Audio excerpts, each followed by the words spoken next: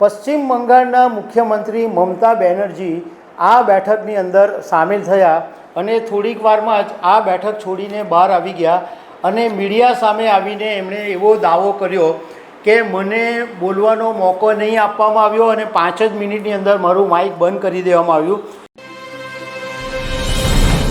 નમસ્કાર દર્શક મિત્રો, આજે દિલ્હીમાં નીતિ આયોગની બેઠક મળેલી હતી અને પ્રધાનમંત્રી નરેન્દ્ર મોદીની અધ્યક્ષતામાં આ બેઠક મળી અને આ બેઠકનો જે સબ્જેક્ટ હતો એ વિકસિત ભારત @2047 2047માં ભારત કેવું હશે એની ઉપર નીતિ આયોગની અંદર ચર્ચા હતી। પણ વાત એમ બની કે પશ્ચિમ બંગાળના મુખ્યમંત્રી મમતા બેનર્જી આ બેઠકની અંદર ભાગ લીધો હતો અને થોડી જ વારમાં એ બેઠક છોડીને બહાર આવી ગયા અને એમણે મીડિયા સાથે એવો દાવો કર્યો કે મારું માઇક બંધ કરી દેવામાં આવ્યું, મને બોલવાનો મોકો આપવામાં આવ્યો નહીં।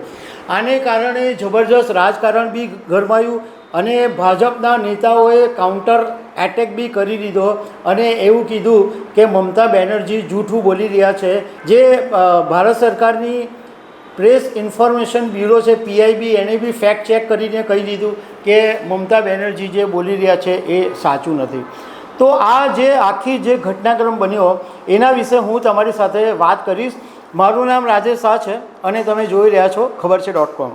દર્શક મિત્રો, આજે દિલ્હીની અંદર શનિવારે નીતિ આયોગની 9મી ગવર્નિંગ કાઉન્સિલની બેઠક મળી અને બેઠકનો જે વિષય હતો કે 2047ની અંદર ભારત કેવું હશે એની એક રૂપરેખા માટે બધાને બોલાવવામાં આવ્યા હતા।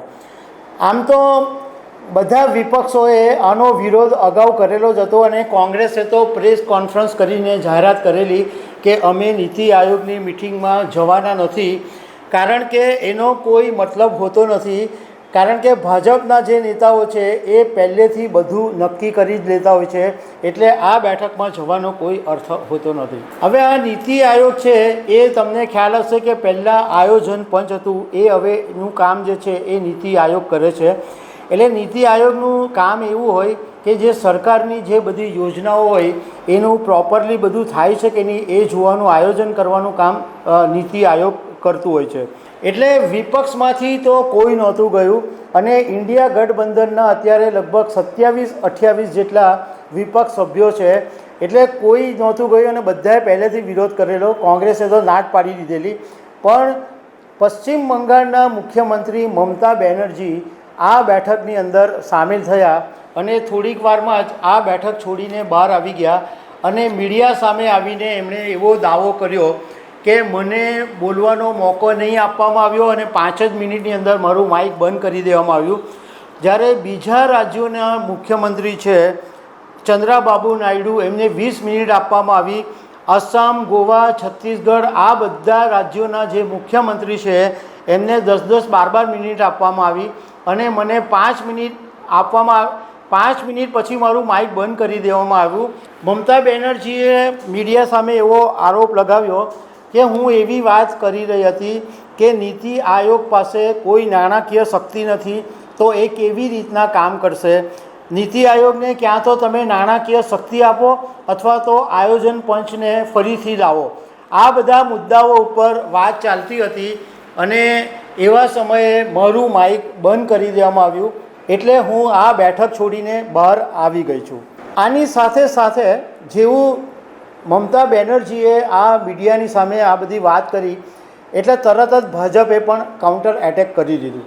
હવે પશ્ચિમ બંગાળના મુખ્યમંત્રી મમતા બેનર્જીની સ્ટાઇલ વિશે બધા જાણે જ છે કે મમતા બેનર્જી જે છે એ શો ઊભો કરવામાં બહુ માહિર છે।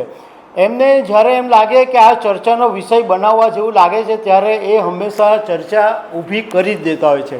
તમને એ બી ખ્યાલ હશે કે જ્યારે પશ્ચિમ બંગાળની અંદર વિધાનસભાની ચૂંટણી હતી ત્યારે એમને ઈજા થઈ અને પેલી જે ચેર હોય એની પર બેસીને એમણે પ્રચાર કર્યો અને એ લોકોની જે સહાનુભૂતિ, સંવેદના એમણે મેળવી અને આ બધું કરવામાં મમતા બેનર્જી બહુ જ માહિર છે। અત્યારે સ્થિતિ એ છે કે નેશનલ લેવલ ઉપર રાહુલ ગાંધી અને અખિલેશ યાદવની સૌથી વધારે ચર્ચા ચાલે છે। હવે મમતા બેનર્જી સાંસદ તો છે નહીં, એટલે લોકસભામાં તો એ બોલી શકે એમ છે નહીં, અત્યારે લોકસભામાં તો કશે દેખાય નહીં, એટલે એમને બધા વિપક્ષો કોઈ પણ નહોતા ગયા, એમ છતાં નીતિ આયોગની બેઠકમાં માત્ર મમતા બેનર્જીએ હાજરી આપી અને એમણે બહાર આવીને આ શો ઊભો કરી દીધો. પણ એની સામે ભાજપે તરત જ કાઉન્ટર એટેક કર્યું અને પ્રેસ ઇન્ફોર્મેશન બ્યુરો PIBએ ફેક્ટ ચેક કરીને એમ કીધું કે આ મિસલીડિંગ છે, મતલબમાં આ એમનો જે દાવો કરવામાં આવી રહ્યો છે કે મને બોલવાની તક આપવામાં નથી આવી, એ વાત ખોટી છે.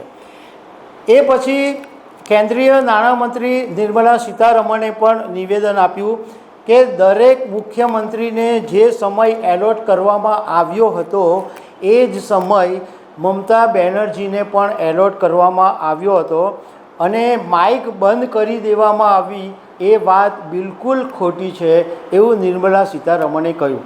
તો કેન્દ્રીય મંત્રી ગજેન્દ્ર શેખાવતે એમ કીધું કે મમતા બેનર્જી નીતિ આયોગની મિટિંગમાં આવેલા અને એમણે એક રિક્વેસ્ટ કરી કે એમને કશે કોઈક જગ્યાએ જવાનું હતું તો એમને મોડું થયું હતું, તો એમને પહેલાં બોલવાનો મોકો આપવામાં આવે, તો એ વાતને ધ્યાનમાં રાખીને એમને પહેલાં બોલવાનો મોકો આપવામાં આવ્યો. એમને પૂરેપૂરો સમય આપવામાં આવ્યો. એની અંદર એવું હોય છે કે દરેકને જે ટાઈમ ફાળવવામાં આવ્યો હોય એટલે એ જે ટાઈમ પૂરો થાય એટલે તરત રિંગ વાગે, ઘંટડી વાગે કે ભાઈ તમારો ટાઈમ પૂરો થયો છે. મમતા બેનર્જી બોલી રહ્યા હતા તો એમનો ટાઈમ પૂરો બી નહોતો થયો, એમની કોઈ ઘંટડી બી નહોતી વાગી કે ભાઈ તમારો ટાઈમ પૂરો થયો છે. એમ છતાં મમતા બેનર્જી પોતાનું વક્તવ્ય અધૂરું મૂકી અને બહાર નીકળી ગયા અને એમને બહાર જઈને જે કરવાનું હતું એ એમણે કરી લીધું. દર્શક મિત્રો, રાજકારણની અંદર તો આવું ચાલ્યા જ કરવાનું, પણ મુદ્દો એ છે કે મમતા બેનર્જીએ આ ચર્ચાની અંદર ભાગ લેવાની જરૂર હતી, કારણ કે આ આપણા દેશના હિતની વાત હતી કે ભાઈ 2047માં તમારા ભારત કેવું હશે, તો એ એક મહત્ત્વની વાત હતી, એમના વિવાદ કરતાં પણ વધારે. એમણે જો ચર્ચામાં ભાગ લીધો હતો અને એ પછી બહાર આવીને પોતાની સમસ્યા વિશે મીડિયાને વાત કરી હતી કે ભાઈ અમને વિપક્ષને નહીં સ્થાન આપ્યું કે નહીં બોલવાનું, તો વાત જુદી છે. પણ એટલીસ્ટ જ્યારે એક વિપક્ષ નેતા તરીકે એમણે પોતે હાજરી આપી તો એમણે ચર્ચામાં ભાગ લેવાની જરૂર હતી.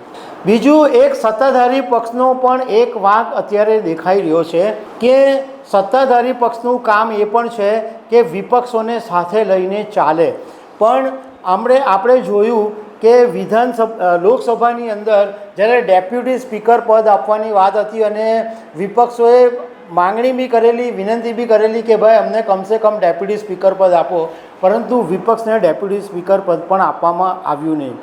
તમારા દેશના મુદ્દા હોય કે કોઈ જરૂરી મુદ્દા હોય તો તમારે વિપક્ષને સાથે રાખીને જ ચાલવું પડે. એક જૂનો કિસ્સો એ બી છે કે જ્યારે ડૉક્ટર મનમોહનસિંહ પ્રધાનમંત્રી હતા અને ત્યારે નરેન્દ્ર મોદીએ એક મુદ્દો ઉઠાવેલો અને નીતિ આયોગની જ બેઠક હતી, તો તે વખતે મનમોહનસિંહે એવું કીધેલું હતું કે ઓકે, તમે આ ઇસ્યુ ઉઠાવી રહ્યા છો તો તમે એક કામ કરો, તમે આ નીતિ આયોગનું જે અધ્યક્ષ સ્થાન છે એ તમે લઈ લો. મતલબમાં એમને તે વખતે ચાન્સ આપવામાં આવ્યો. આવું અત્યારે સત્તાધારી પક્ષ વિપક્ષ સાથે કરતું હોય એવું દેખાતું નથી. તો દર્શક મિત્રો, આવી અનેક વાતો સાથે અમે તમને મળતા રહીશું. Thank you very much.